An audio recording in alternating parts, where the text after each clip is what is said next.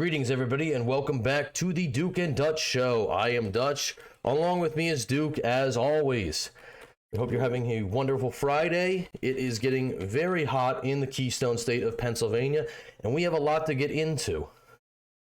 From the rapper slash YouTuber DDG, who has his request has been denied to file a restraining order and make sure his young son Halo does not leave the country, by Halle Bailey. We have some text, not Halle Bailey. I always say Halle Berry. Bailey. Sorry, Halle Bailey. Yeah. No disrespect to Halle Berry. To leave the country has been denied, and she can now travel with him. Amid all the text messages coming up, it seems like she's pretty unstable. We have to talk about a Miami deputy who will not be charged after he accidentally took home a transgender woman. Karine Jean-Pierre, former White House press secretary, has decided to leave the Democratic Party and write her own book, following in the footsteps of Jake the Snake Tapper. But first and before all of that, there's been an eruption as of yesterday between talk about it. Elon Musk and Donald Trump. Absolutely. We're going to get all into that all in 1 second here. Duke, how's everything going with you? It's going. Just another very hot day over in Pennsylvania. Yep. Ready to get these segments going. I always say we got like 3 good weeks of weather here, and that's kind of it. Then it's either my too ACs cold are already full blast, and too they're hot. probably not going to be turned off anytime soon. So, getting right into this. This all seems to come down to pretty much what Doge has been doing, and that's in conflict with this big beautiful bill. Now, the big beautiful bill is a tax and spending bill that extends 2017 tax cuts and includes new spending for border security and the military, which kind of conflicts with what Elon has been doing with the Doge, with Doge, and trying to limit government spending and trying to really condense that down, which has now led to him and Trump being at odds. It seems like neither of them are too happy. Everybody's picking sides, although it does kind of seem like most people are on Donald Trump's side. And obviously we could have predicted this because Jim Cramer here, I think Musk will do what's right, but Trump won't like it, and that's what matters. I don't know what that means, but I'm scared. Yeah. So it's been a war with these two. Obviously, they became pretty good friends. Elon Musk, I don't know if he was really on the Democrat side before. At one point he was, obviously, but he kind of shifted focus after the Butler PA rally, the assassination attempt on Donald Trump's life. And then he kind of swung over to Trump's side. And then obviously him and Trump have been very good friends. He's like I guess you would call him like a stepchild. Like Trump kind of adopted him into the family. They've been very close, obviously. Been seen hanging out at Mar-a-Lago a lot of the time before the election. He was there on election night. He was promised this Doge position to reduce government spending. But this is obviously in conflict with the big beautiful bill that Trump wants to pass. And that's kind of where everything's blowing up right now. So we're going to hear real quick from Jesse Waters here. The media said that Musk was the co-president, and obviously now the media is not going to be saying that anymore. The whole world has something to say about this topic. We'll see. I mean, it's not a great time to be a Republican, but it's also probably not a great time to be a Democrat, because I don't know, what do? You've already burned your Teslas. You can't get them back now. Right? I'm a little confused now. Quote have already burned that bridge. Yeah. So I'm not really too sure what they can do about that, but let's hear what Waters has to say here. My issue is that the media said that Musk was the co-president. Yes. He doesn't look like the co-president anymore. The media said Trump was doing favors for Elon Musk. Well, if you look at this big, beautiful bill, there's no favors for Elon Musk in it at all. Now, the big, beautiful bill, now he's got a beef with it. These are the things that Trump ran on and won on. Wall, ice skies so you could do mass deportations. Military, F-35 ships, pay raises for the troops, and tax relief for everybody, no tax on tips. These are the things that won him the election. He didn't run on balancing the budget. Yeah. So this is the priority right now. You have 4 years to balance the budget. Yeah, there's a lot of pork in this thing. There's always a little pork, all right? But this is not a spending bill. This is the signature piece of Donald Trump's second term. This may be the last major piece of legislation Trump ever passes. Well, he might have 3 terms, but for now we're saying this is One can hope. So, and that's pretty much the whole crux of this, is that Elon Musk and Donald Trump are, you know, they're not on the same page with this, but honestly, And you know, quick, there is quite a lot of theories out there that Elon is potentially thinking about making another party, a third major party. well, I mean, there are third parties. So Yeah, there are third the parties, Green but Party, not the a Libertarian major Party. third party that actually will have some backing to it. Which I'm sure somewhere there's a Socialist Party, I won't say it's impossible, but yeah, that's a tall order. I don't think it's going to happen, obviously. And, you know, we could go all the way back to George Washington. George Washington was very opposed to a two-party system because he predicted that we would actually get into a situation right like this. Washington, actually the only president who has no political affiliation. Washington is not affiliated with any political party. That's very, very interesting tidbit of it for history. So, let's see here. Trump speaks on Elon coming out against the BBB, the Big Beautiful Bill. And Elon's kind of said, you know, hey, without me, Trump wouldn't have won the election. Now, whether that's true or not, that'd be hard to say. But obviously, you can't negate the fact that Elon Musk buying Twitter and opening it back up so that conservatives once again could say stuff without getting banned definitely has it's had an effect on culture. Anyway, you have to admit that. Whether Trump could have won or not without that, I don't know. Like, I don't know. Elon, you know, he obviously did Spaces with Trump, and they talked for a while, and that was I listened in on that when that happened. But he was also willing to do it with Kamala, too. Kamala just didn't want to do that because she thought that she'd be ambushed, which, you know, to her, an interview was an ambush. But, yeah, let's listen in here what Donald Trump wants to say. I don't know. There's always a chance, too, this is all like a psyop, and this is all just really, I don't know, kind of, I don't know, fake news or whatever, or like they're doing this for some reason. I don't see how that could be an angle, but I know some people have launched that. I just think it's really the two people, their politics aligned, and obviously now they're separating. But hey, Elon's not the president, so let's hear what Trump has to say. So we've done a great job. Elon knew that. Elon endorsed me very strongly. He actually went up and campaigned for me. He did. I think I would have won. Susie would say I would have won Pennsylvania easily anyway, even if the governor ran, the real governor, not the governor from Minnesota, he's a sick puppy, that guy. That poor guy, I feel sorry for him. Tim Walz. But they made a bad choice with him. But if you pick Shapiro or anybody else, I spoke to him recently. Well, they couldn't pick Shapiro, and we know that because he was Jewish. But if they did pick Shapiro, I mean, I probably wouldn't have affected the rest of the election, but it might have swung him Pennsylvania. About his house being set on fire, which was terrible. Which is crazy. But if they picked him, I would have won Pennsylvania. I won it by a lot. But I'm very disappointed because Elon knew the inner workings of this bill better than almost anybody sitting here, better than you people. He knew everything about it. He had no problem with it. All of a sudden he had a problem, and he only developed the problem when he found out that we're going to have to cut the EV mandate, because that's billions and billions of dollars, and it really is unfair. We want to have cars of all types, electric. We want to. And this is the other thing people are pointing out, that Elon Musk might be crashing out. And I know you said earlier you don't like that term, but I would use the term crashing out because he's not getting what he wants from this. Now, there's the other side of that, too. It's just like, no, Elon Musk has been tasked with Doge. He wants to reduce government spending. And obviously, he's very upset because his big, beautiful bill kind of flies in the face of that. Which is true? I don't know. Maybe a little bit. Yeah. Maybe a little bit of both. It could be. I was just about to say it could be a little bit of both. But I think honestly, and the thing that's kind of probably the most disappointing is this probably could have all been handled privately with a conversation. Oh, yeah. And instead now it's all out in the open for everybody to see. And it's not a good look for Republicans. It's not a good look for the MAGA movement, but you know, I'm sure they'll patch it up, they'll get by it, or hopefully. We want to have electric, but we want to have a gasoline, combustion. We want to have different. We want to have hybrids. We want to have all. We want to be able to sell everything.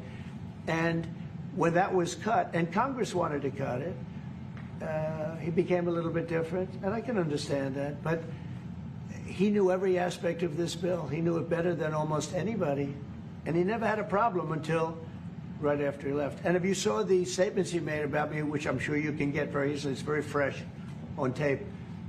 He said the most beautiful things about me. And he hasn't said bad about me personally, but I'm sure that'll be next.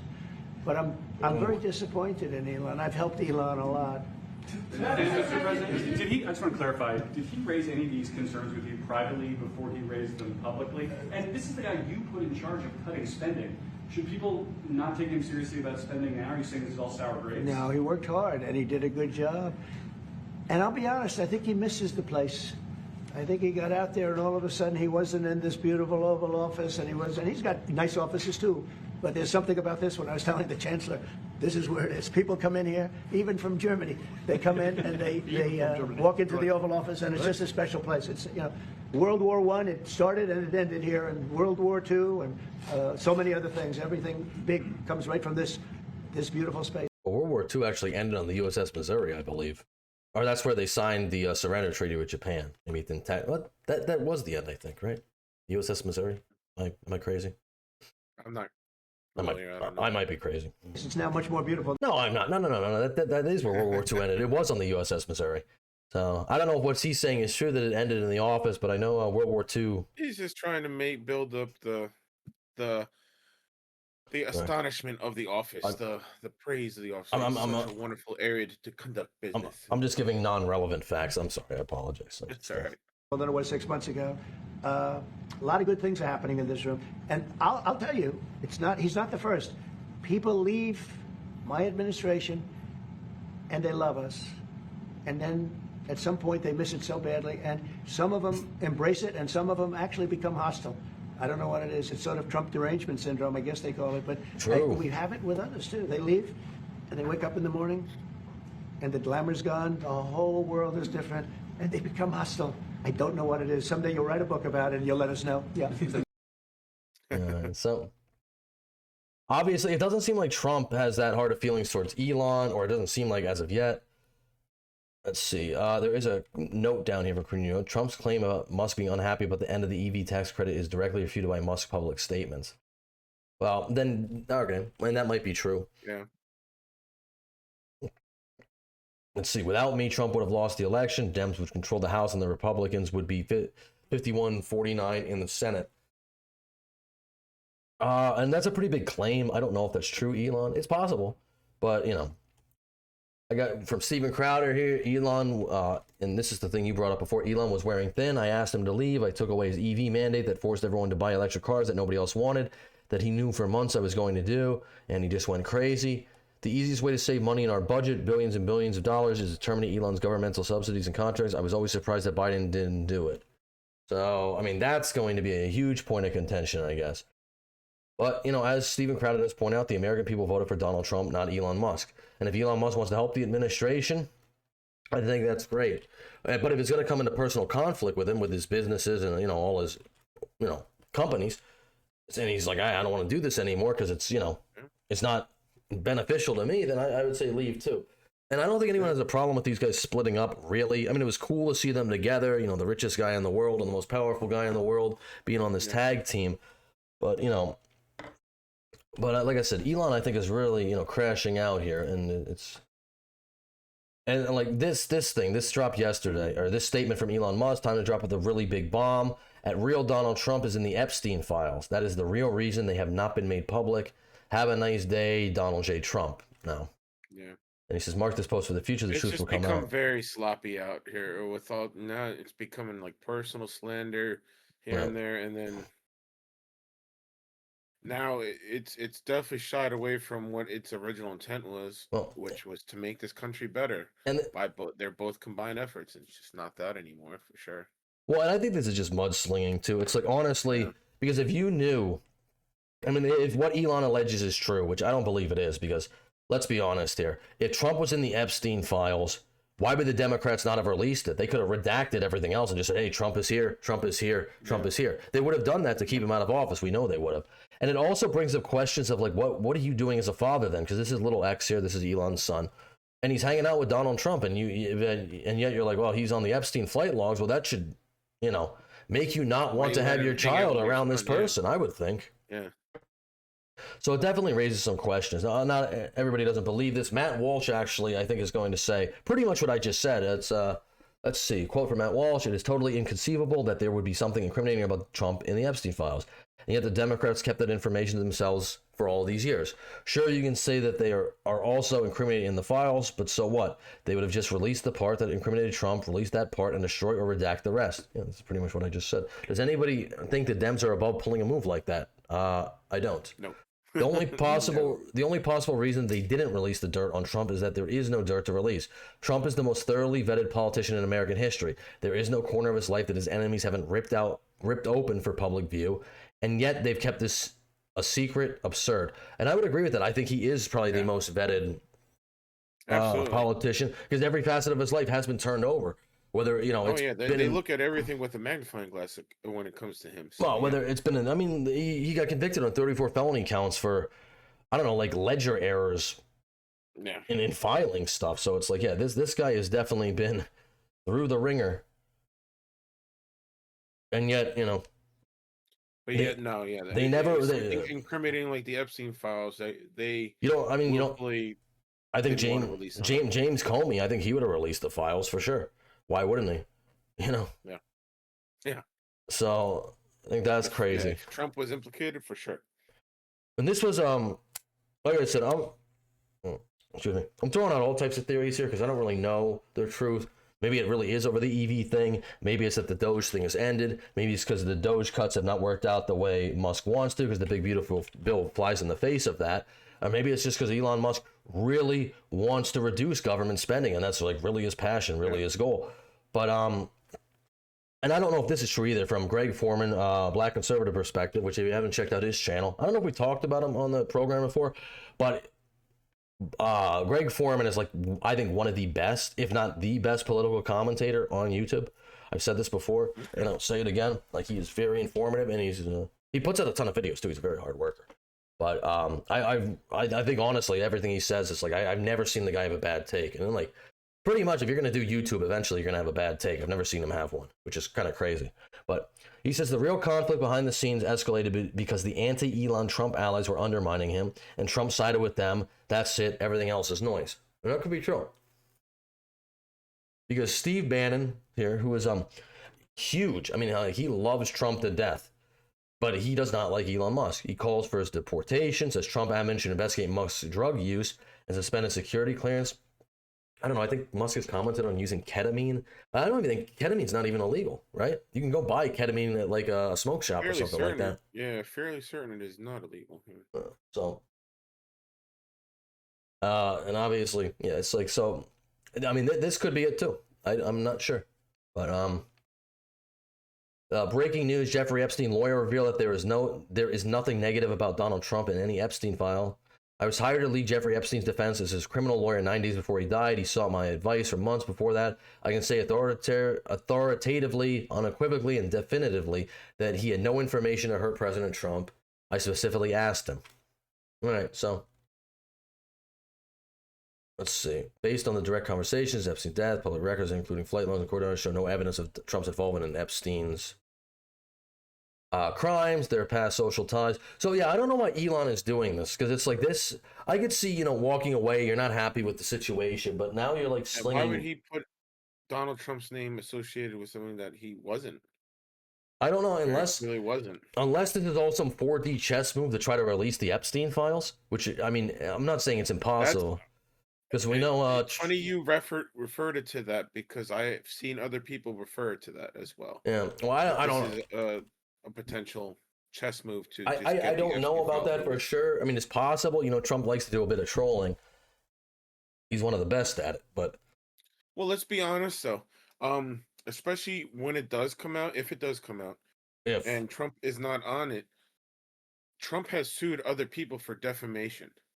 Is that not defamation? Saying he's on it. I don't know. I feel like the Spartans responding to King Philip II when he was going to invade Laconia. If, like, that's what I think about. If that's the problem, yeah. Well, the if is really if they get released. But if he's not on it, which everything points to him not being on it, he sued other people for defamation of character already. Why wouldn't he sue Elon if?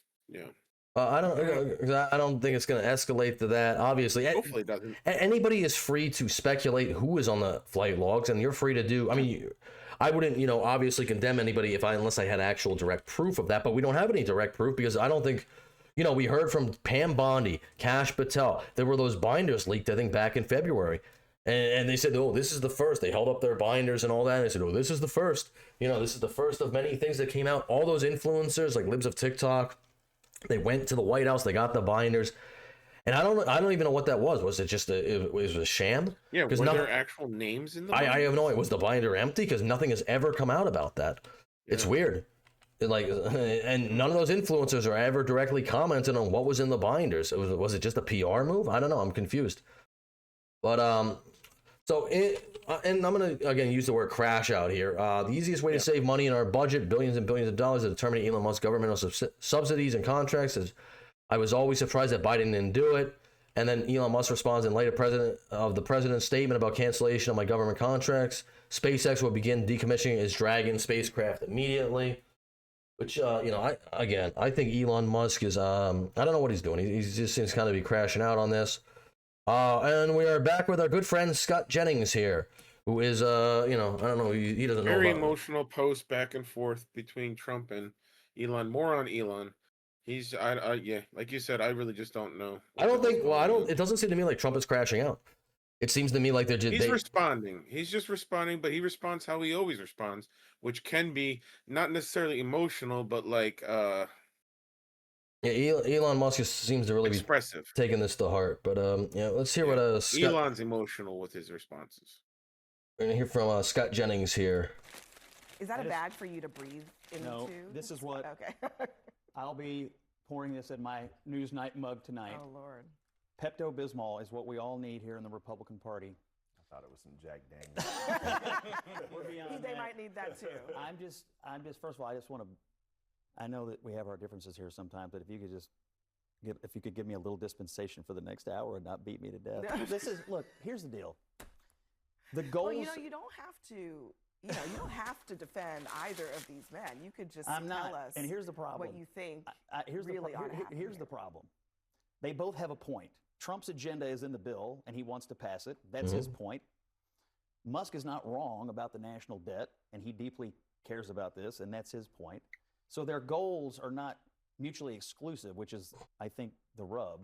And for all these Republicans out here who, like me, have really enjoyed this coalition, this partnership. I mean, I firmly believe that the relationship and the partnership they formed last year saved America and put us on a path to saving Western civilization. I think he's got a point with that. Puts that in jeopardy. And so it's not just about the daily policy quibbles, it's about the larger cultural things are at play. So I'm going to have some of this tonight and hope for better days and better skies tomorrow, because I still love them both, and I hate it when mom and dad are fighting. Go ahead and take a sip, Bakari. I mean, Elon Musk is calling in. No. Scott Jennings is pretty lighthearted about it. And like you said, I hope this beef can be put behind them. Like I said, I don't think it's a good look the way Elon is crashing out about this. And it says from Reuters here, and this was only about an hour and a half ago, Trump is not interested in talking to Musk as they feud over tax cut bill. U.S. President Donald Trump is not interested in talking with his former ally Elon Musk amid a bitter feud over the president's sweeping tax cut bill, a White House official said on Friday, adding that no phone call between the two men is planned for the day. A separate White House official had said earlier that Trump and Musk were going to talk to each other on Friday. Quote, "I'm not even thinking about Elon. He's got a problem. The poor guy's got a problem."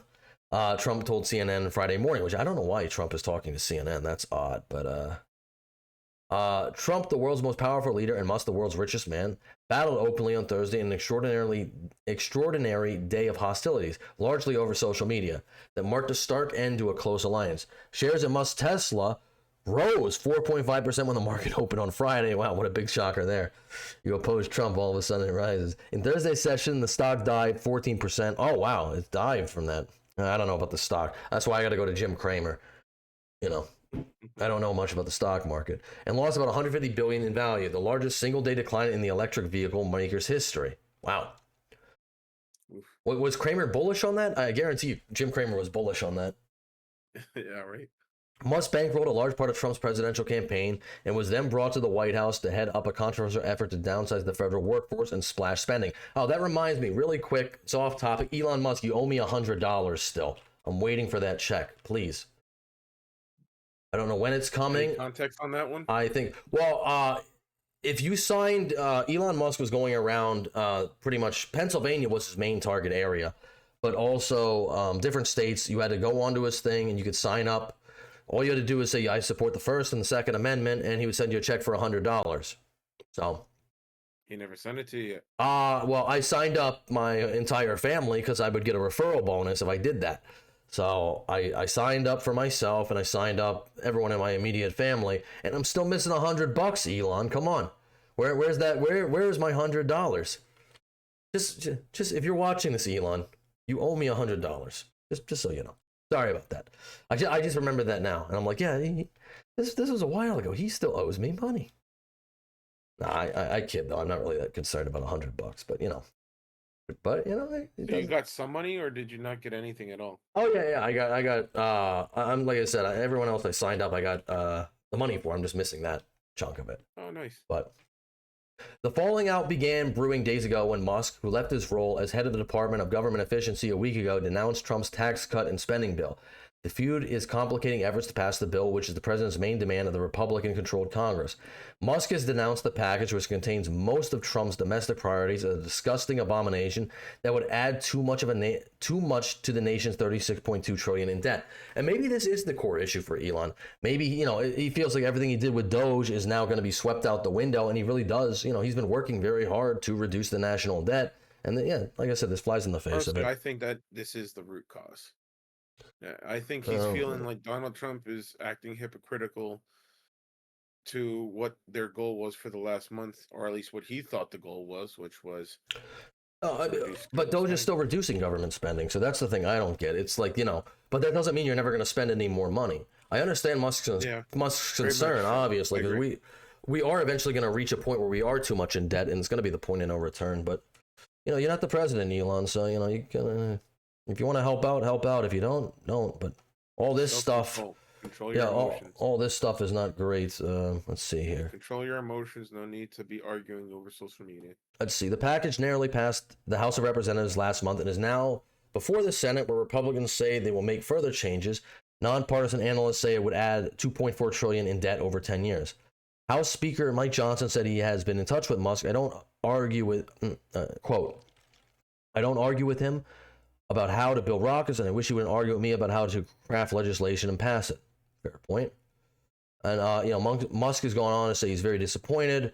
Trump had initially stayed quiet while Musk campaigned to torpedo the bill, but broke his silence on Thursday, telling reporters he was very disappointed in Musk. Look, Elon and I had a great relationship. I don't know if we will anymore. He's not gonna be invited. Unless something changes, he's not gonna be invited back to Mar-a-Lago. The pair then traded barbs on their social media platforms, Trump's Truth Social and Musk's X.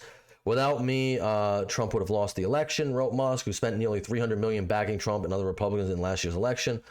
And Musk did do a lot. That whole 2A thing, you could sign it from any state, but you'd only get something if you sign it from one of the swing states. So Musk didn't know what he was doing when he was backing Trump, and he was trying to get people to sign up for it. He was like, that was criticized at the time because it was basically like giving away like a lottery. Although it didn't have anything to do with the campaign. It was really just if you sign to support the First and Second Amendments, which, obviously I do. Yeah, I wasn't aware of that at the time. I didn't do it. Yeah, well, there was but it was like a lottery thing because it's like once a day he was going to give away $1 million to somebody from who signed up from one of the swing states. I forget how long it ran for. I think it was only like a week or something like that. But maybe that helped. Maybe it didn't. I don't know. I'm sure it did probably swing the needle a little bit in Trump's favor. Yeah. Musk surely didn't hurt.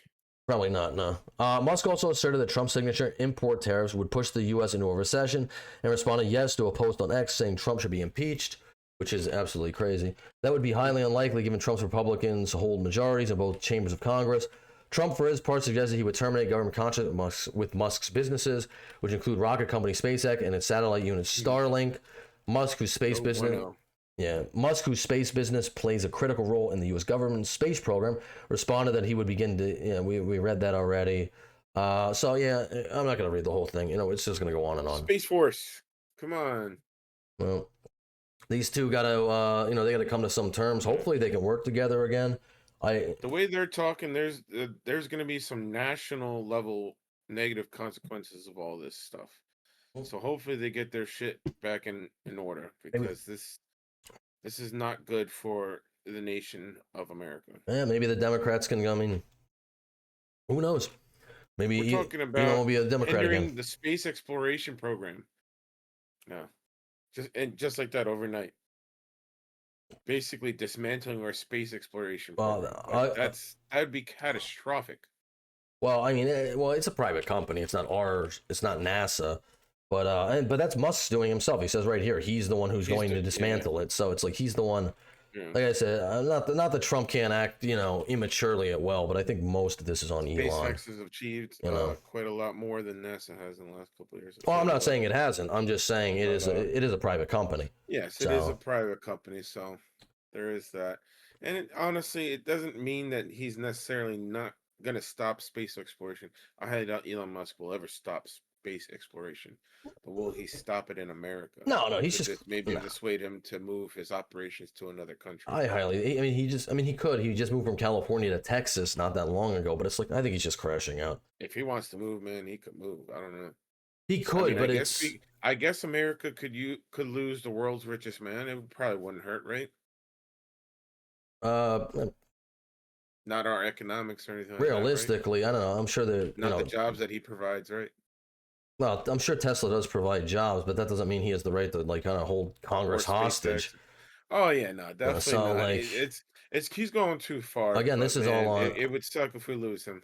Yeah, it would. But his company and everything that he works for. But I think he's just crashing out right now. I think they'll probably resolve it, or the cooler heads will prevail, as they say. They just need to have a rational conversation and get off social media.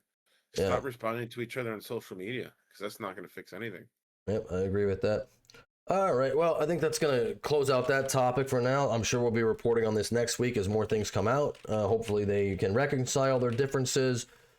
And sometimes, honestly, the best thing to do is to take a break from social media for a little bit and not, you don't want to rage post. Rage posting is very, very bad.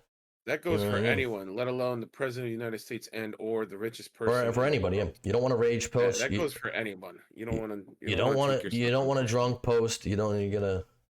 But we're moving on to angry post, all that. Former White House press secretary, my favorite one, Karine Jean-Pierre, who is another one.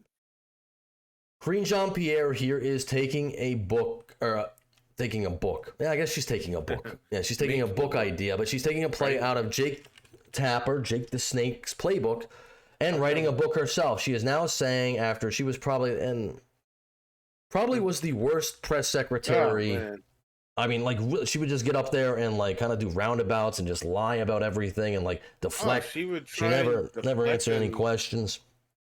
She would try to insult you for asking the question that you asked, and she never answered anything either. And she never answered. Yeah. But now apparently, she is fed up. How dare you seek the truth? She is fed up with the Democrat Party, and I think she's writing this book because I don't think she really has too many career opportunities. Normally when you leave one of these positions, it's like Jen Psaki. She went to MSNBC after she left the White House press secretary role. Karine Jean-Pierre apparently went around to all the media networks. I know she went. There is actually proof that she went to The View, and she asked for a spot on there, and they were like, no thanks. So The View doesn't even want Karine Jean-Pierre. I mean, that's how bad. I mean, and those women. I mean, she would fit right in. I would think those women lie all the time. But she's leaving the Democrat Party. She says she's disgusted with it. She is now an independent, and she is now going to write a book about her experiences with the White House, apparently. So, just to catch everybody up here, this is one of the many compilations of Karine Jean-Pierre's outrageous lies that I made during her time as press secretary, which there are quite a bit of. So, let's get into that. Just as a nice refresher course, because we've had Caroline Leavitt for, about 4 months now? I think she's been doing a really good job. A much better job, I would say, than Jen Psaki, who did a much better job than Karine Jean-Pierre. Yeah. So less insulting. Not too bad. Well, it's just more direct, too. It's but I just think I don't think Karine Jean-Pierre, honestly, I don't think she had an easy job. Like, can you imagine? Yeah, honestly, realistically, you're handed shit, and like, okay, well, you need to go out there and defend it and talk about it. Yeah, Enjoy. I do not envy her at all. But yeah. All right, let's get into this compilation here. It would be wrong to think that the border is open. It is not open. Oh, hold on, I can't. Is this going to the border? Here we go. Possible next speaker says that he wants him to go with him. So is he going to? So look, he's been there. He's been to the border, and since he took office. When did he go to the border? I don't know if this is copyrighted music. That's not how it works. Like, we actually no. I know that that's not what you guys want to happen, but that is what has happened. But that's not. It's not like somebody walks over and that's not how. Exactly what's happening. Well, Thousands of people are walking in a day. Some of them turn themselves over. Some of them are caught. Tens of thousands a week are not. That is what is happening. It is not that simple. It's not just that people are walking across the border. It actually, completely was that. It was that simple. Yeah, actually, it actually was that simple. You just didn't want to admit it. But it was that simple. But it was. We want to secure the border. We've been doing that work on our own. The president has done the work to deal with what we're seeing at the border since day one. Strongest economy in history. Because when you look at inflation, when we look at where we are economically, and we are stronger economically than we have been in history. Worst attack since the Civil War. What we saw on January 6th was the worst Mm-hmm. attack on our democracy since the Civil War. Are you? You gotta be insane. Karine Jean-Pierre, I mean, she didn't have an easy job. Yeah. Really, I mean, I would not have wanted her position. I'm sure she wasn't told all that much. I don't even, But again, she's in the know about defending the whole Biden mental decline. And now she's going to do the same thing Tapper did and turn around and write a book about it and be like, well, I didn't know it. I mean, maybe for Jake Tapper, he has more plausible deniability. He just does because he wasn't in the White House. No, yeah, because he's a obviously I think he's still new, and I think most people are like, come on, still new. But like, she has nothing. Like, people are just trying to cling to that plausible deniability as much as they can.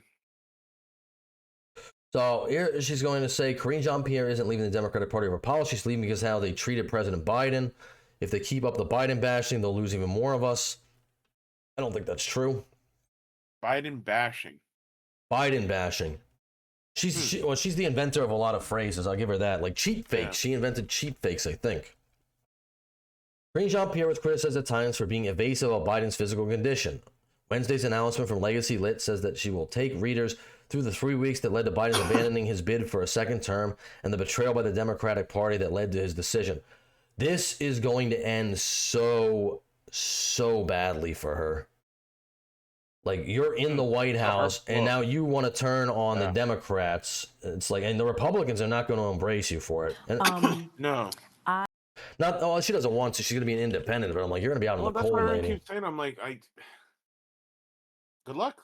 I mean, she's going to be out in the cold without a blankie. What's your end goal? Because her end goal is to sell a book. I don't know what it's to sell a book. It's to make money. That's literally what it is. It's got to be. There's no way you're looking for political gain. Look, personally, I think what was the toughest thing to see in the 3 weeks was there was a disconnect for me. What was happening with leadership in the Democratic Party and how it was truly, as my former colleague, communications director Ben LeBolt said, it was a firing squad. And I had never seen anything like it before.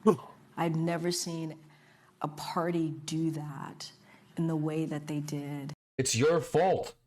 It's your fault. You covered up his mental decline. He couldn't have ran. There's no way. Like, you saw him on the debate stage. It was terrible. He was going to run, but you can't have him. It didn't start 3 weeks prior to his decision. Stop acting like it did. You were there. That's what I don't get about like, they take zero accountability. Now, I get it. You want to protect they don't want to admit shit, man. You want to protect your boss. I get that. That's going to get you brownie points. But it's like, this is the president of the United States here. He's not cognitively up to doing the job. I don't even know if he's physically able to do the job. He was cancer ridden, which we didn't know about somehow because his doctors never checked him for prostate cancer. Yeah. Even though Obama, Bush, Trump have all been checked for that. We know that for a fact. But somehow that was completely missed. And then they get up there and they're like, I don't understand why this happened. You shouldn't have protected this guy so religiously. You should have been honest with people. Once the lie got so big that normies started to notice this stuff, what can you do? You have to throw the guy out. Isn't that the worst part? It's like it got so bad and complacent. Like, there was no denying it to the public. No, I know. And yet, somehow she has zero accountability, and other people around her, they were mean to Biden. I have no idea what we're Biden is not, he's not a 5-year-old. He's not a 10-year-old. He is an 82-year-old man. I don't know why we treat this guy with kid gloves. He's the president, and we got to be so sensitive to him. Oh, look at you, Joe. You answered all the questions. Oh, my God, it's sickening. Yeah, right. I mean, he did a good job answering all the questions. He did form sentences. He did answer all the questions, apparently. Yeah. And it was hurtful and sad to see that happening. A firing squad around a person who I believe was a true patriot, a person who I believe did everything that he can for this country, a person who I believe, as I mentioned before, has done more in one term than most presidents had done in 2 terms, historical things. And I was shocked. She's delusional. Absolutely delusional. Fucking name him. Longer history than somebody else who's had 2 terms. Name him. I don't know. Maybe the pulling out of Afghanistan. I mean, that went really well, right? Maybe that, and maybe all the Gold Star families. It was a historical event. It was a historical event, and all the Gold Star families who you snubbed and ignored, even though you got their kids killed, not even counting all the people who were injured, because that's always swept under the rug too, but a lot of people were injured during that too. A lot of service members.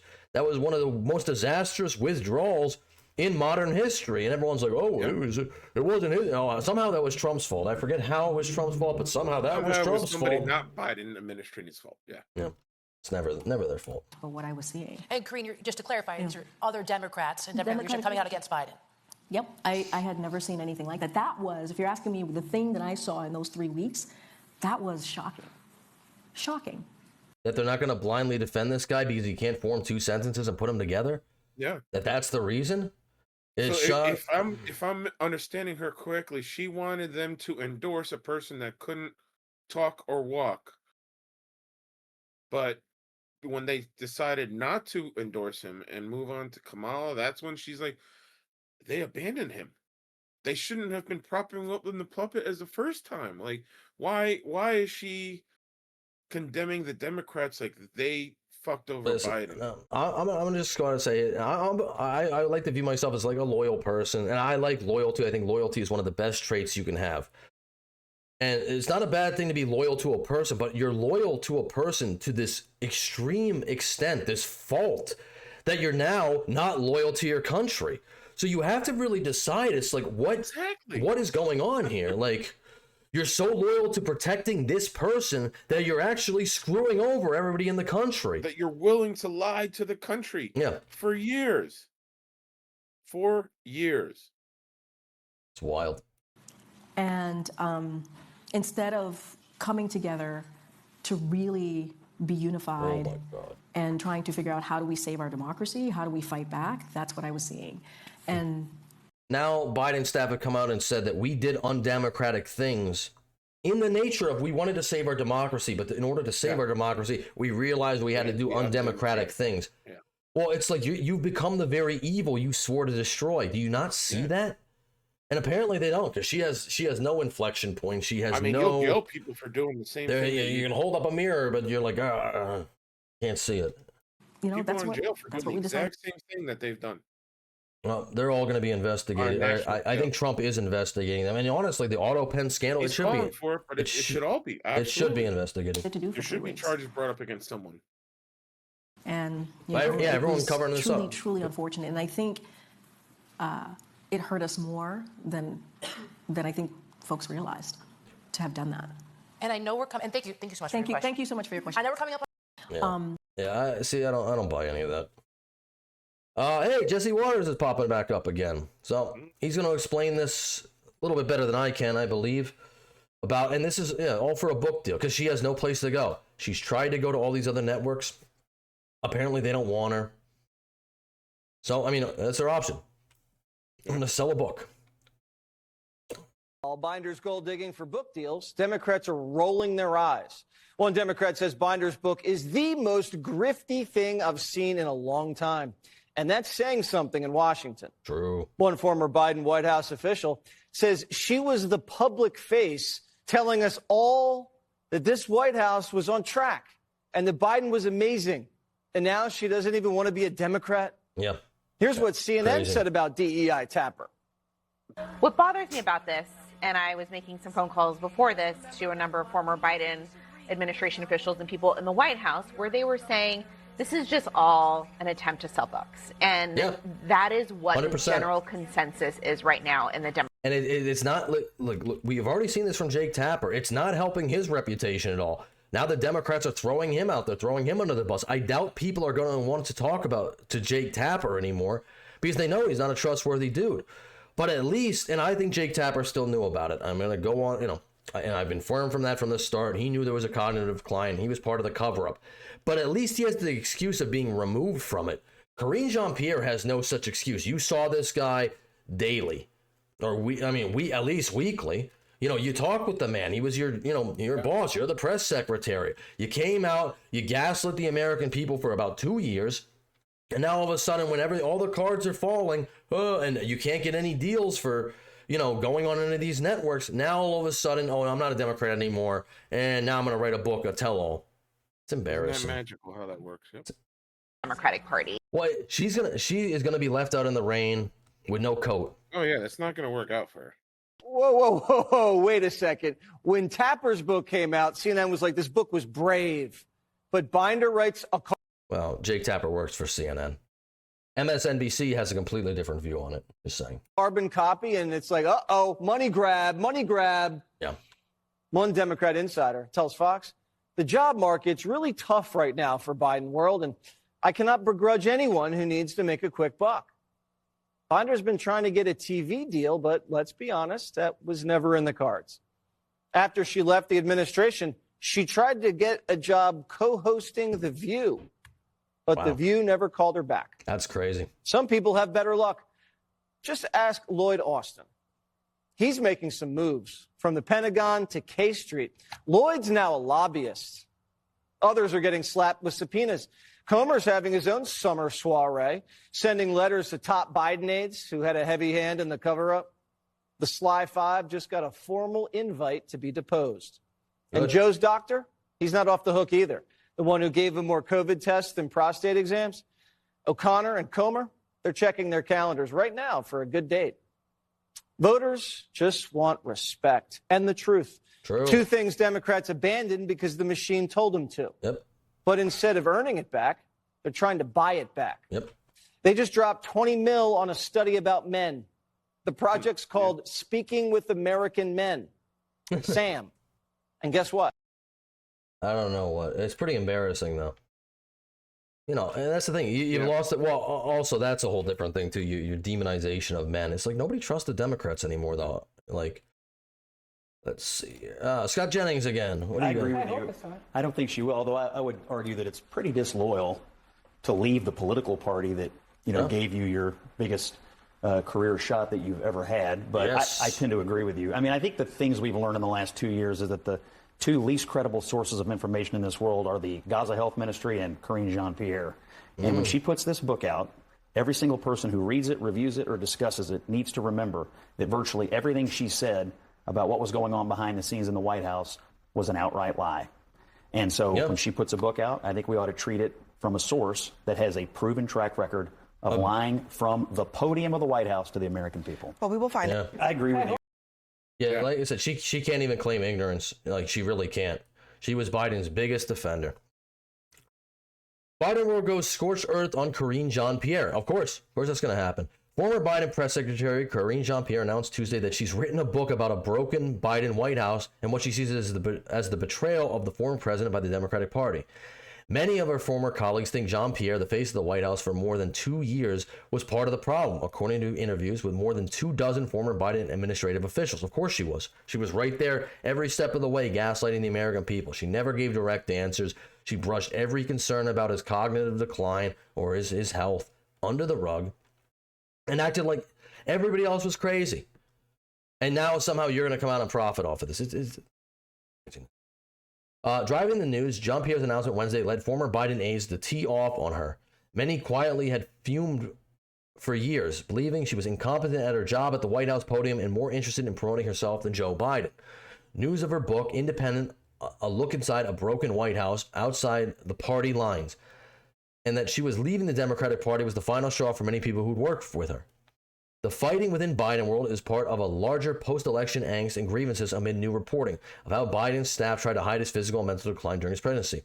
Jean-Pierre was a key part of the effort to conceal Biden's decline, vouching for his fitness and insisting the president, then 81, was as sharp as ever, even after last June's disastrous debate against Donald Trump. This is like, I can't even believe Jake Tapper did this, but I mean, for her to do it when you had an inside look, you knew about everything that was going on. Spokesperson for him. Yeah. For 4 years. 2 years. She took over for Jen Psaki. But yeah, it's just, yeah, but it's crazy. It's not like you did. I'm sure Jen Psaki knew about it too, but she was able to get out and land a deal on, land a TV spot on MSNBC. Karine Jean-Pierre apparently has not been so lucky.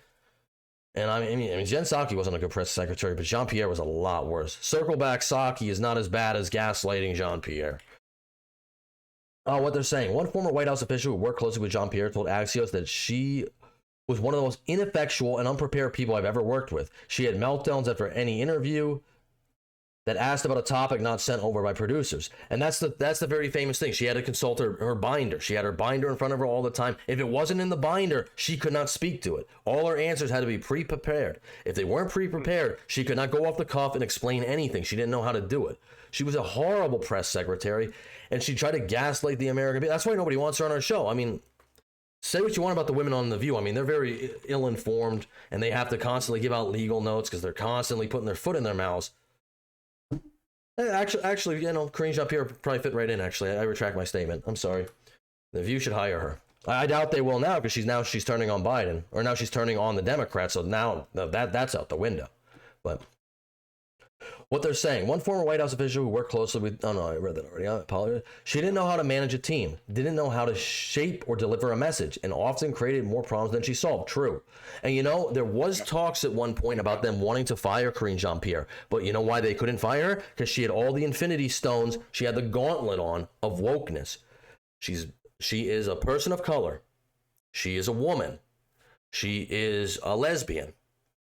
And I believe she's an immigrant too.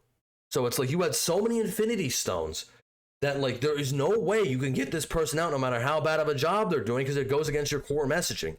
It really does. Yeah. I mean, that's what I believe anyway, because there were talks, I believe, as of last year about firing her. But yeah, that's an interesting theory. She was like Thanos. She definitely wasn't good. She was not, her performances, her actual work of giving the public the news for the White House was just awful. It was trash. Yeah, but they couldn't get rid of her. She had too many. She had too many woke points. You can't fire somebody with that many woke points. Let's see. A former Biden communications official threw more wood on the fire. The hubris of thinking you can position yourself as an outsider when you not only have enjoyed the perks of extreme proximity to power, which bestows the name recognition needed to sell books off your name, but have actively wielded it from the biggest pulpit there is as breathtaking as it is desperate. It's difficult to see how this is anything but a bizarre cash grab, which I think is going to crash and burn. I don't think this will sell a lot of books. I don't think Republicans will buy it. I don't think Democrats will buy it. You don't have the excuse Jake Tapper did, oh, I was removed, I was just the media. No, you were involved. You were involved in this cover-up, and now you want to profit off of it. Now you want to tell everyone about it, yeah.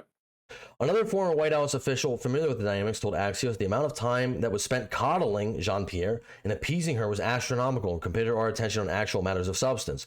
A former senior spokesperson in Biden's administration added, it's hard to believe someone could look at the past year and genuinely think the party left Joe Biden, that's why I'm leaving the Democratic Party. True.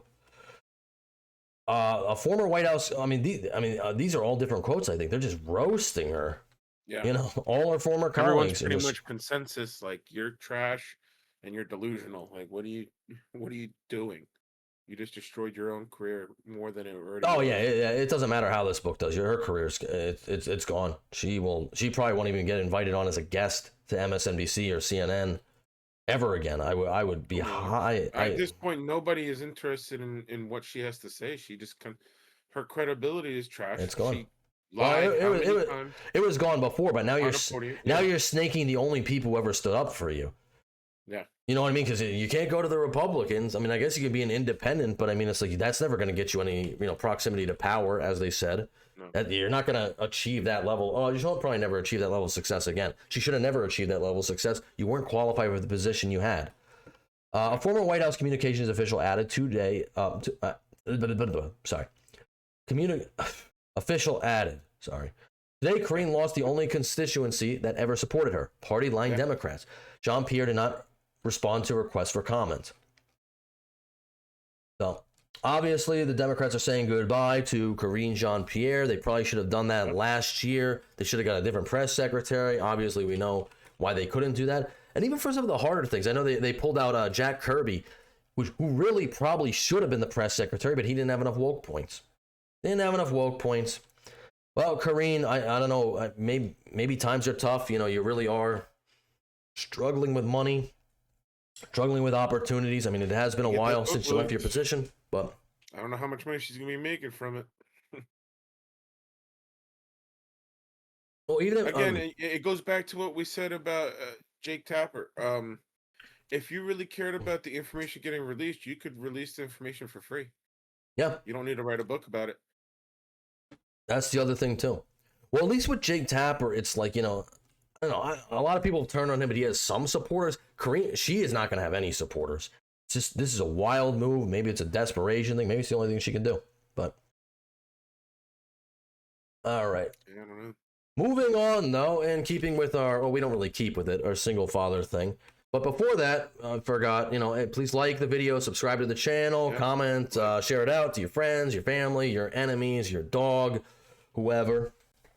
It is definitely an important topic to us. That's why anytime it does come across our desk, we like to highlight these topics. Anything to do with single fathers and the troubles we inquire during those adventures. Well, and this is obviously, it's a custody dispute, and obviously, and these are between two, I don't know too much about them. I know DDG. I know he's a YouTube personality. I know he's like he's a rapper. I don't know too much about him besides that. And he had a baby about 18 months ago with Halle Bailey. I mean, I keep wanting to say Barry. Keep wanting to say Barry, but Halle the mermaid Bailey, actress. the Little Mermaid actress. And obviously, they're now having some problems. She has custody of their kid. It seems like he wants custody of the kid, but we all know how that goes. Even if you're a rich man, it's very tough to get custody of your kid. Yeah. His temporary restraining order request against Halle Bailey has been denied. She is free to leave the country with their son Halo. So, read about. I'll go over to them real quick. This is obviously DDG, Halle Bailey, which I don't know. I don't really know her from anything else other than The Little Mermaid. Yeah, I'm only familiar with Little Mermaid as her. I'm sure she has extensive. You looked her up on IMDb. But basically what happened here is, I mean, there's a lot of stuff coming out. We're going to read some of the text messages. It seems like Halle Bailey has really been like kind of crashing out. Some of it's more recent. Some of it's from a couple years ago. And I don't want to get into the nitty gritty about, like, I guess DDG might have cheated on her or did cheat on her, and then she cheated on him and all that. But this is more just about what's going on with their kid. DDG's temporary restraining order request against Halle Bailey has been denied. Halle is free to leave the country with their child for business or personal reason. Halle Bailey has filed to deny DDG's request and instead grant her permission to take their son out of the country so she can work. Halle is also requesting orders to stop DDG and his family and friends to stop posting about their son. This litigation and Halle on all platforms. So, obviously, his restraining order against her has been denied. But these are some of the texts that have leaked. And this is actually not that long ago. This is from February 27th, 2025. And blue is DDG and white is Halle. So he says, "You didn't talk about Halo for more than 2 minutes. That whole conversation was about girls. I'm working. I don't know what to tell you. And obviously she's still upset about, him going, I think, to Mexico or something like that, and he slept with somebody else. I don't know if they were together or they weren't, or she was pregnant at the time. I have no idea. So I don't want to get into that, but every day, she says, every day I want to die because of the way you embarrass me online and allow other women to speak on me. I keep going because of how much I love our son. DDG says, I have 40K in bills every month. I have no choice but to work. Haley says, and how much I know he needs me. Send me a clip of a girl disrespecting you. I'll give you 10K if you can. You constantly hurt me and then try to say I'm wrong for asking for support. So this is not that egregious. This is the stuff that kind of really seems like this woman's kind of unhinged. Yeah, I was gonna say that segment right there wasn't too alarming or too much. You just well, you can see there's a wall of text here from Halle. This is from last year, March of last year. This is proof you leave me hanging as a mother. You don't step up when I need you. I'm begging you. I found out you slept with Lala in Mexico. I'm going to off myself. My son will not be around for it. I hate you forever. Yoi can have him and let her be his mom. And he just responds, I can't believe you're acting like this. And obviously, this is all within 1 minute, so you can tell this person is, I would use the term crashing out. Yeah. Definitely going off the wall. Yeah. And there's more texts and stuff like this. I don't want to read them all. I got one of DDG's biggest detractors here, Myron Gaines. If you don't know who Myron Gaines is, he does the Fresh and Fit podcast. He's also pretty outspoken about a lot of things on X. He apparently has some beef with DDG. They do not like each other. But even he is standing up for DDG, which I would say is good on Myron. A lot of people don't like Myron. He was a former FBI agent? Yeah, Myron is a former FBI agent. Yes. Oh, okay. So, and then obviously went to the Fresh and Fit podcast. Now I think he's kind of branching out a little bit more because, like I said, he does spaces on X a lot. He talks about, I know he's covering the Diddy trial extensively too. I don't really know much about that. But he definitely still has a platform. Yeah, he is demonetized on YouTube because he kind of, he's done some things, but I'm not going to talk about the things he's done to get demonetized, but it's just interesting. This is one of DDG's biggest haters. And even Myron is standing with the guy. Talked about DDG. Look, I make fun of DDG all the time. I think he's stupid. I think he's low IQ, but I don't think he's over here beating on his chick. And if he is, that's some pussy shit. Yeah, he doesn't give vibes. But he doesn't. Yeah, he doesn't give me woman beater vibes, bro. Be honest with y'all. He does not give me woman beater vibes. And here's the thing: if he ain't smacked the shit out of Ruby Rose, I doubt that he would smack the shit out of that chick. Because Ruby Rose is literally a thought, big thought. And I think Zia told a story one time of how she yanked this chain, and it ripped. And he didn't hit her after that. He wanted to, but he didn't. So if he could restrain himself there, DDG doesn't strike me as a woman beater. So, yeah, bro. I think she's probably making this shit up to take the kid from him. That's what I think, chat. Probably. I mean, this is just my personal experience from going through the court system. Definitely possible. I mean, judges just seem to always give a lot more credence to women. If there's a 50-50 situation, I'm trying to show my hands on here. 50-50 situation. Woman's always going to get the kid. If it's a 70-30 situation, 80-20 situation, most times woman will get the kid, even if the father is in a more stable financial situation. Yeah. The courts, I mean, the marriage laws, the court systems, the child custody battles, everything is rigged against the dad. It's so much harder. And father, it's uphill. Big time. In our state of Pennsylvania, 91% of parents that are not together, 91% of children live with their mother. And you could be like, all right, well, some of that is probably, some of the fathers do run out. I'm not going to discount that. There are people who are just not around. But I guarantee you a big portion of that is people who want to see their kids and they can't. Yep. I always feel very fortunate for my situation because it's I am one of the 9% of people in Pennsylvania that actually does have custody of my kid. And I'm very, very fortunate for that. And same, I am part of that 9% too. I think that's part of the reason why we have a lot of same ideals about things because we are in similar situations. Because I know that they've had this custody battle. She don't want him having the son like that. She's using that shit as leverage. So despite the fact that I have my disagreements with DDG, I don't think he's a woman beater, and I hope he gets access to his son. You know what I mean? Because you need your son at the end of the day. And I'm not gonna fucking kick him while he's down on this bullshit. Because I think that chick is lying, bro. Fuck that shit. Me and DDG can have our problems, but I hope he has access. He gets a son. I don't wish that upon any man. Myron, at least, I don't know. Myron gets a bad rap, and I understand it to some extent. Myron is, He's very outspoken with his views. He's luckily he's in a position where I guess he can be. You know what I mean? And he really has no problem going after anybody or causing beef with anybody. But he does stand on principles. So, I mean, there is that. Or at least I believe he does from the clips I've seen. I'm not like super familiar with him. That way. Definitely seems like carries himself that way. So, all right. So we're going to do this. Let's see. I didn't play this before. I don't know what this is going to be, but oh. Wow, that is way too loud. Can we can I can't. It's going to either be too loud or not. Way too loud. Yeah, so this is obviously, I don't know, a couple years ago they were happy. Giving a recap of what we've been talking about. Yeah. DDG's bid rejected. Judge allows Halle Bailey to travel with their son, which to me is wild because if you go back to like some of these text messages, where I'm going to off myself, but I guess isn't that evidence of instability? I would think so, but I mean I don't know where they live. They probably live in California, I would imagine. So it's just, it's such an uphill battle. And that's why we always want to talk about this. It's such an uphill battle. You have to fight so much harder if you're a dude just trying to raise your son. You just be involved in your son's life. Women can be very, very spiteful. I'm not saying men can't, but I think it's obviously to a much lesser degree. But, and that's got to be weird too. It's like, you're going to take an 18-month-old and you want to go to Italy. And it's just like that's a far ways away. I can see why that would be concerning. Especially if you read some of these texts and you're like, I don't know if this woman is stable. She seems like she crashes out a lot. Now, does that mean she's going to hurt her son? Probably not. But given the right situation, you're asking for a recipe for disaster. Or given the wrong situation. I guess. Well, and you're just so far away, too. It's just, that's the other thing. But let's see. Where was I? DDG lost his latest bid in his custody battle with ex-girlfriend Halle Bailey. Temporary restraining order and custody of their son after the 27-year-old rapper and Twitch streamer born Daryl Dwayne Granberry Jr. requested for the court to prohibit the 25-year-old, the Little Mermaid actress, from traveling to Italy with her 18-month-old son Halo on June 4th. LA. That makes sense. Yep. Los Angeles Superior Court Judge Latrice A.G. Birdsong shot down the request in a filing obtained by USA Today.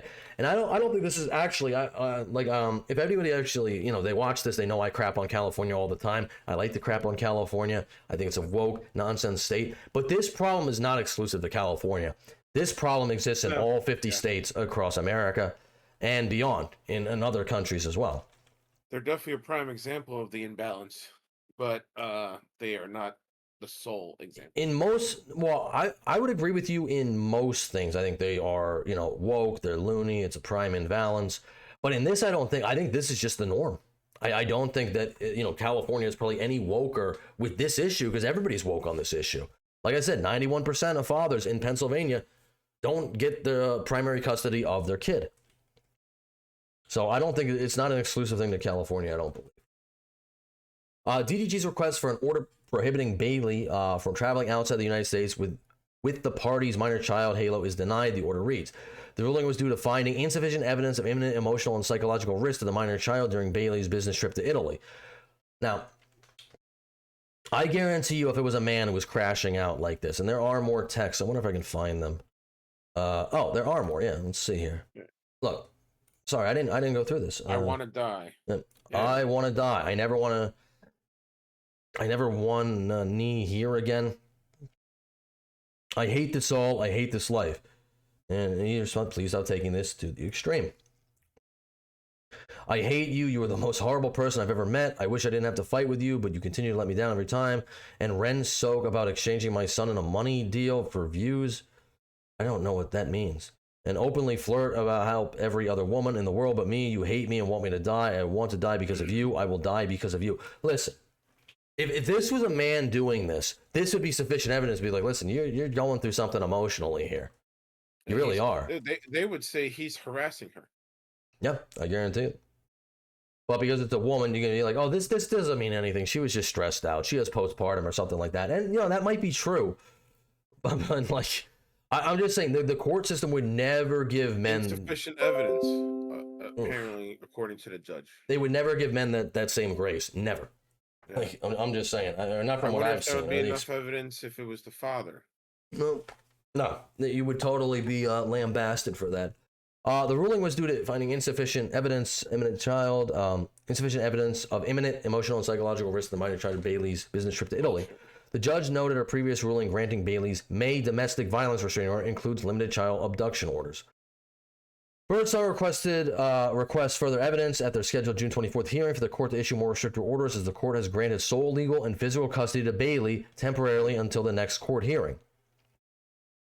According to People and E! News, in a 44-page filing, DDG's lawyer leveled allegations that cast doubt on Bailey's fitness as a parent, calling her an imminent emotional and psychological risk. His court documents were filed as part of Bailey's restraining order case against DDG that was initiated in May.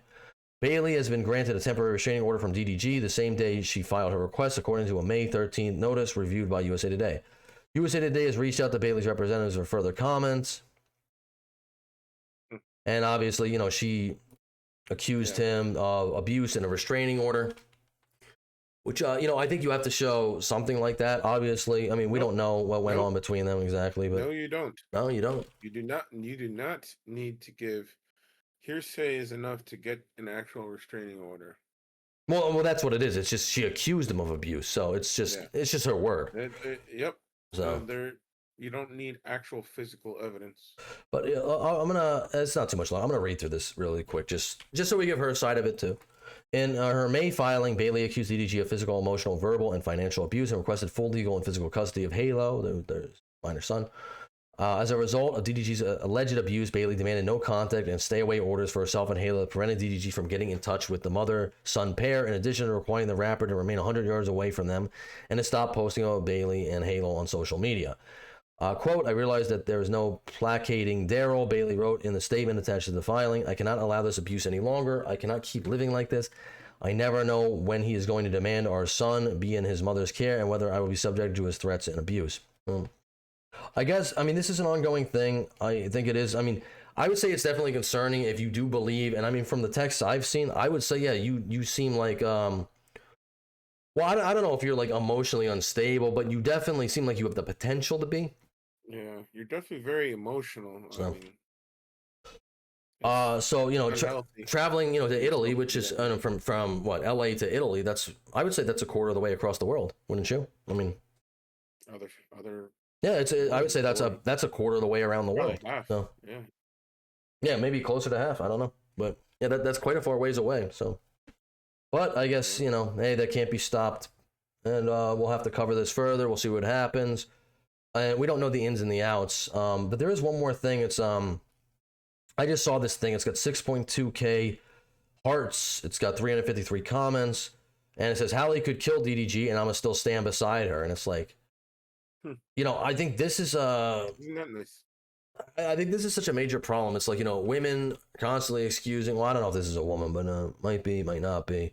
But they constantly excuse each other's bad behavior. It's always men's fault, yada, yada, yada. And I don't know. You know, I'm sure both parties. A fan supporting her behavior. Both parties are, both parties are probably a bit to blame. So I'm not going to, you know, I'm sure they both have had bad behavior, but. And do what's best for the kid. Handle it like adults and do what's best for the kid. Yeah, but one of them doesn't have access to their kid, and the other one does. And it seems like, from what I've seen of these what's best for the kid. Of these text messages, you know, it doesn't seem like the. I mean, the person who seems to be crashing out, at least at this point, they were, has access to their kid. World need therapy, and that definitely seems to be one of them. All right, well, that's going to wrap up this segment. We will probably have an update on it later. When did it say they're going back to court on the 12th? Did it say that? I believe. I believe it said they have a. Did I make that up? Maybe I made that up. May 13th was previous. No, that was reviewed by USA. But anyway, I think they're going back to court later this month, so we will probably have it. Yeah, scheduled June 24th. Sorry, I don't know why I said 12. But yeah, we will have an update on that. We're going to move on to our last story, but before we do, if you could, you know, obviously leave a like on the video, comment, share it out. I guess ring the bell for notifications. I never said that. But okay. And let us know specifically on the actual topic itself. Do you think the judicial system is fair for single fathers? Oh, I don't think anyone is going to be like, yeah, no, it's totally fair. No, not rigged at all. I'd like to hear what other people think about the matter. I know what I, as a single father, think. I'd like to hear what other people think. Moving on, we have our last story here. And this is a very interesting case. I think this brings up I would actually say like I don't know what do you want to call it. It's not sexual harassment, but sexual like exploitation, I guess. And it's a pretty short story, but it's interesting enough. Like sexual fraud. Yeah, fraud. I would guess. I mean, not to laugh at the situation, but a Miami-Dade deputy. Is quite unique. Well, it's I don't think it's that unique anymore, really. But a Miami-Dade deputy charged with assaulting a trans woman after discovering that she had the same male body parts as him has had his charges dropped. So we're gonna get into this a little bit. This is a pretty short story. I think it's very interesting though. And obviously, you know, I feel bad for this guy because now, obviously, he didn't know he was taking home a trans woman, and this is well, I mean, now you have your face all over the internet because you took home a trans woman, which was not his intention at all. But I guess those clubs in Miami, I guess they can be pretty dark. Maybe they're not well lit, or maybe surgery is getting so good that I'm gonna be honest. Sometimes there's like if I see somebody online, sometimes I can't tell. You know what I mean? Called lady boys.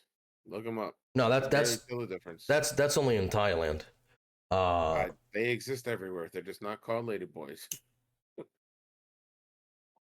But yeah, that's the interesting thing. So we're gonna play this clip here. Like I said, feel bad for this man, but it seems like all charges are dropped, and then we're gonna get into a little nuanced conversation on it. 6 charges are dropped for a Miami-Dade deputy who was accused of being violent with a transgender woman he met at 11 nightclub back in April. But today, state attorneys announced that they have cleared the lieutenant from all crimes. NBC6 reporter Christian Colon joins us with why the drop in charges and the exclusive video of the officer's arrest you'll see only on 6. We just met. We came back to my place of residence. Okay. And that's it. And what happened inside? Nothing. So you guys didn't argue? No, we didn't argue. You just stated that you did. I just kicked her out. I want you to listen really closely to the language in this and how everybody in this situation is going to dance around the elephant in the room. It's very curious. This is the moment Daniel Chala, Miami-Dade County deputy of more than 30 years, is questioned by police at his apartment after a night out at 11. Why did you kick her out? Because I didn't care for her. Why didn't you care for her? Because I didn't like her. Okay. Did something happen inside that made you not like her, or that made you kick No her violence off? whatsoever. Chala denies being violent. You get the language there? It's like everyone's like dancing around like, what is this? Yeah. She had a penis. That's the reason. Like, but you can't just come out and say that. The officer won't come out and say that. Obviously. I'm waiting for the ball to drop, literally. He's in, yeah. That's what this whole problem actually started from. You know, when he saw the balls drop, and it was like, oh my god, you know. Again, sorry to laugh at the situation, but no, it's really sad. I can see why he's dancing around the subject because he's embarrassed by it, and obviously, you know, he's 110% embarrassed. He's not a gay man. I can only imagine if I was in that situation and how I'd feel. Being able to process those feelings. I just think the officer's line of questioning. I'm gonna go back and I'm gonna play it again because it's just like she's like trying to like creeping at the thing too. It's just so Oh yeah. Why did you kick her out? Because I didn't care for her. Why didn't you care for her? It's just like, what are you doing? Okay. Did something happen inside that made you not like her, or that made you kick her off? Whatsoever. Chala denies being violent to his guest. The records show he went home with a woman who accused him of wrapping his arm around her neck tightly and refusing to let her go. The woman, who eventually ran out to get help, records show was seen by witnesses believe. Even this news reporter here, the person doing the over, everyone's dancing around this. It's so crazy. Eating from the mouth and with marks. Represented at all times that she was a woman, when in fact she was a man, meaning that she still had male anatomy. Suzy Rivero Ayala, Chala's attorney, says the woman lied to the officer about her gender and he wanted her out. You guys are like standing here like if I assaulted her. I did not assault her. Chala was arrested Turn around, don't resist. for allegedly battering and preventing the woman from leaving. Because you seem intoxicated. I am intoxicated. But Okay. the thing is Yes. Hey, he's honest, at least. I mean, he's honest about that anyway. He's saying, hey. Well, it's not illegal to be intoxicated unless you're being disorderly. Well, I mean, that's the alleged thing. that he was obviously physically violent with this person. Yeah. Which I don't condone violence of any form, and if he was, that's terrible. You shouldn't be violent with anybody, but it's like when you put people in these situations and you misrepresent yourself, and then they get they go downstairs and they get a little surprise. I don't know how I would react to that, man. It's like, I don't that's got to just be like such a like, oh my god type of situation. It's like you go from turned on to just complete I don't even know. Like, the thing is that I never assaulted her. But today, about a month after this arrest, prosecutors cleared Chala of any crimes. The state attorney's office tells NBC6 after numerous attempts to get the victim to cooperate, she refused to assist with the investigation. This person came in under false pretenses, and my client escorted this person out. And the deputy's attorney tells me he was on paid leave, but it's unclear what will happen now since the case is officially closed. We did reach out to the sheriff's office about that, but we haven't heard back yet. I think he should be reinstated. In all honesty, I think this is. I mean, this has nothing to do with his police performance. He was off duty. And it was a personal. He was well, and also it's like it does bring up a broader topic of like, I mean, you are misrepresenting yourself, and I know there are a lot of people in the trans community who would say, well, whose business is it? Well, if you're gonna sleep with somebody, it's definitely their business. It's their business. You definitely should be disclosing that information. Go to that level, it's there should be a conversation that be had before they find out what you physically have in there with their hands or eyes. Before you get a surprise, because it's like, this has played out before. I mean, realistically, you're only damaging yourself in essence too, because you're leaving it up for chance. It's a roll of the dice. Is it going to be a good or bad? I don't know. Well, I bet it's because, even in Miami, which is, pretty much the place where they say a lot of Miami people, I don't know, I've never been to Miami, but they say, pretty much everyone's like plastic down there. That's kind of like, it's kind of like the hub for that and whatnot. You can get a lot of cosmetic surgery. Maybe in a lot of places, I'm sure there are other places, like Brazil, they're pretty famous for that too. But I don't know. I feel like that's something, if you're going to do that, that's something you need to disclose with somebody, because they're going in under false pretenses. And I mean, that's deception. I think it could be criminal, because it's like, that's fraud. Yeah, it's fraud. It definitely is. Fraud. So we're going to read up on this here. Miami, Florida, no charges filed against MDSO, deputy accused of assaulting transgender woman. Internal investigation ongoing. All charges were dropped in the case of the Miami-Dade Sheriff's deputy accused of accosting a trans woman inside an apartment in downtown Miami. 54-year-old Daniel Chala, a 30-year veteran with the Miami-Dade Sheriff's Office, was taken into custody on April after he allegedly attacked a woman he met at 11 Miami nightclub in the area of 201 Southeast 2nd Avenue. Upon his relief, Chala denied all allegations. Body camera videos showed officers questioning Chala as they took him into custody in April. We're conducting an investigation. Overheard telling Chala, please place your hands behind your back. And I don't know. I mean, who knows? Because this trans woman that didn't want to cooperate with the investigation. So, I mean, maybe he did strike her. Maybe it was a lie. I don't know, but it's weird that you don't want to. There were witnesses that saw her with a bloody mouth and everything like that. Yeah, there were. So, but do I think there was an altercation? Maybe. Well, it's odd. If there was an altercation, you would think that they would, proceed with the investigation. They proceed with charges, but apparently they're not doing that. Yeah. According to the arrest report, Chala met the woman at the 11 Miami nightclub, brought her to his apartment on the 26th floor later that night.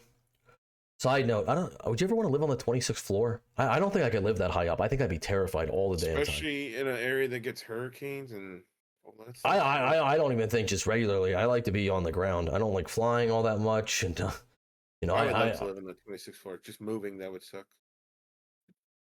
I don't even know how you'd move all your stuff. And that's something I didn't even think about. Yeah, I know. But like, that's still, it's like, it's too high for me. After kissing her, he was accused of wrapping his arm tightly around her neck for 3 minutes, choking her and putting red marks on the right side of her neck and chin until she managed to escape. Chala to the arresting officers, he never accosted her. You guys met at the club, correct? This is the interaction we saw. Let's see. He said, I did not squeeze the woman's neck. Prosecutor at the time told the judge the opposite. judge he was choking her and refusing to let go. The prosecutor said he was initially charged with false imprisonment and battery. The state attorney's office has dropped all charges following an investigation, according to officials. Prosecutors now say they are no longer pursuing any legal action against Chalo. The state is taking no further action. The state attorney's office emailed 7 News on why the charges were dropped. So can we click on this real quick? According to testimony, he choked and wouldn't let go. Oh no, this is exactly the same and article. She has a bloody mouth by another witness. Yep. So I don't know. Obviously, listen. I'm pretty sure somebody doesn't get a bloody mouth from choking them. So I'm not going to say if this guy did accost her, which I would say is up in the air now if they're not going to pursue charges. I don't really know. Maybe he did, maybe he didn't. But what you said before, I think it's fraud. It really is. It's like you gotta disclose, who you are, and especially if the intention was sleeping with somebody. It's like, you think you're taking home a woman, it's really a man. You just who knows how somebody's going to react in that situation. You're putting yourself in a very dangerous environment for no reason. And should it fall on the responsibility of that person you're putting in that position? No, I think it should fall on your responsibility. I think it should fall on the person to disclose that before you get intimate with somebody. You should disclose that. Hey, so I have male anatomy. Be able to sue him? I don't think so. Even if say something did happen, I'm sorry, you committed fraud. You committed the first crime and created the dangerous situation. Yeah, and I'm sure the reason they didn't is because for most people, obviously it's a big disqualifier. Hey, I have male anatomy. That's a big disqualifier for mostly everybody. So I'm sure that's the reason that this transgender woman did not feel like specifying that, because they know it's like, I'm sure they've gone out, they've done this thing before, and probably every time they reveal it, I'm sure people instantly shrink back. But it's like, I don't know what you expect. It's like, you're expecting a woman, you're getting a man. It's like, people are gonna, they might, crash out about that. And I think that's justifiable in some sense, not the violence part. Yeah, but you're not going to get a good response. You're not going to get a good response. Well, maybe we'll follow this up. I don't know. It seems like it's done. It seems like this guy right here. I doubt there's anything left. I'm sure he's going to get his job back. I'm sorry that happened. You can see from the way he was talking in the body cam, he's very embarrassed by the situation. And I don't know why the cop was like structuring it like that. Like, you're goading him into saying it. Like, say it. Go on, say it. It's just kind of weird. Yeah. But we're going to leave that there. I hope this guy, I guess he's on paid leave. I hope he gets his job back. And yeah, just be honest with who you are. You got to be, or else you're going to put yourself in very sketchy situations. I'm not familiar with his police record, but I haven't heard anything negative. Well, he's a veteran of 30 years, so he's been doing it a long time. Whether that means he's a good cop, he's a bad cop, but that's not what this is about, because he wasn't on duty. Anything negative, so yeah, I think he should be getting his job back too. I think so as well, and not work related. I would think just disclose the information. But all right, well, we're gonna leave that story there, and we are gonna wrap up this episode of the Duke and Dutch Show. Please, everybody, remember to comment down below. What was your favorite article? What did you like? What didn't you like? What do you think is going to happen with Trump and Musk? What do you think about Karine Jean-Pierre's book? What do you think about the DDG situation with Halle Bailey? And obviously about the story we just did about the officer accidentally taking home a trans woman when he thought it was a regular woman, and if he should get his job back or not. Yep. We really do want to hear what you have to say. Let us know. We need feedback. So we do have a little bit of an update because I am traveling next week. Yeah. So our format will be a little different. We will not be doing a Monday show. We will be coming back on Wednesday. I think we've got all that sorted out. Yeah, right? It should be fine. It should be fine. It's going to be a little bit of a different format, but we're confident we can do it. We would do it on Monday, but I am traveling that day. With travel, it'd be too much, yeah. Yeah. So unfortunately for that, but we will still be doing a Wednesday show and a Friday show. Yep. And we're hoping everything's going to go well. But Duke, you got anything else? Thank you for joining us as always. See you on the next one. Thank you very much. And yeah, we will see you on Wednesday.